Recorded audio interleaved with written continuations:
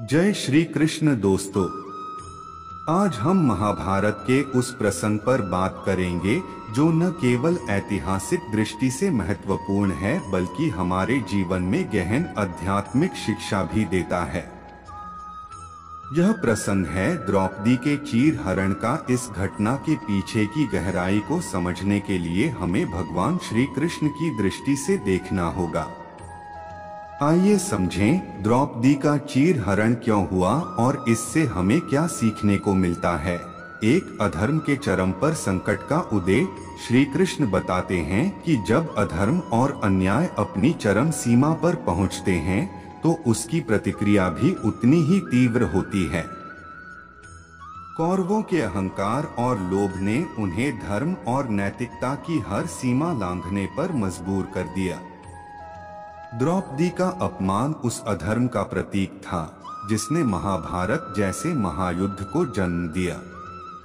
इससे हमें सीख मिलती है कि जब व्यक्ति अपने स्वार्थ और लोभ के कारण अधर्म का मार्ग अपनाता है तो उसका परिणाम विनाशकारी होता है।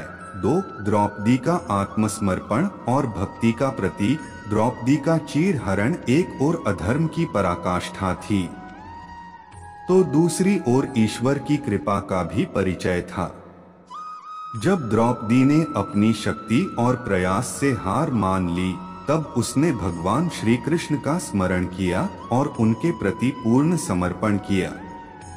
इस प्रसंग से यह स्पष्ट होता है कि जब हम अपने अहंकार, भय और संदेह को त्याग कर भगवान पर पूर्ण विश्वास रखते हैं तो वह हमें उस संकट से उबारते हैं।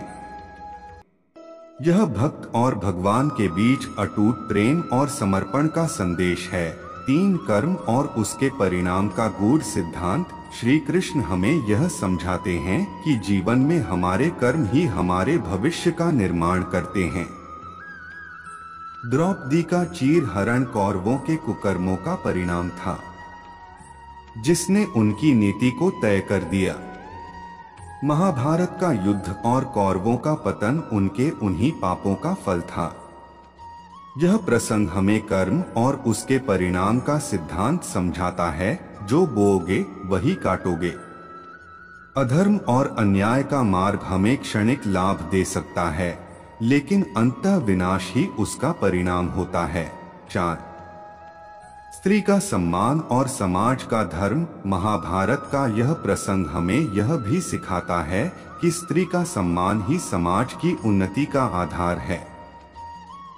जब किसी समाज में नारी का अपमान होता है तो उस समाज का पतन निश्चित होता है।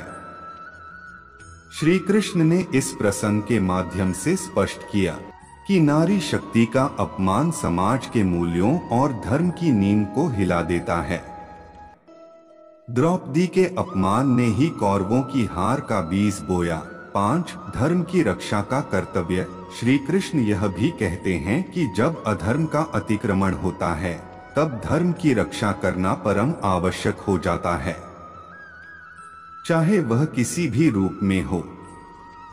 धर्म की स्थापना और अधर्म का विनाश हर युग का सत्य है। द्रौपदी का चीर हरण धर्म की स्थापना के लिए एक माध्यम बना।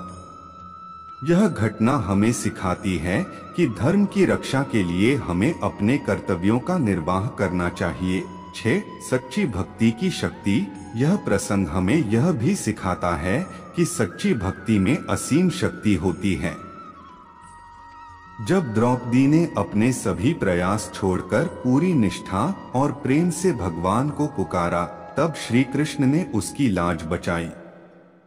यही वह शिक्षा है जो हमें हमारे जीवन में आत्मसात करनी चाहिए, चाहे परिस्थिति कैसी भी हो। अगर हमारी भक्ति सच्ची और निष्कपट है तो भगवान स्वयं हमारी रक्षा करेंगे। द्रौपदी के चीर हरण का प्रसंग महाभारत की कथा का एक प्रमुख मोड़ था, लेकिन इसके पीछे की गहरी शिक्षा आज भी उतनी ही प्रासंगिक है। श्री कृष्ण हमें सिखाते हैं कि जीवन में सच्चाई, धर्म और भक्ति से बड़ा कुछ नहीं है। चाहे परिस्थिति कितनी भी विकट हो, यदि हम धर्म के मार्ग पर चलते हैं और भगवान पर अडिग विश्वास रखते हैं तो जीवन की हर कठिनाई में हमें उनका संरक्षण प्राप्त होता है। अगर आपको ये ज्ञान पसंद आया हो तो इस वीडियो को लाइक करें, शेयर करें और हमारे चैनल को सब्सक्राइब करें। धन्यवाद। जय श्री कृष्ण।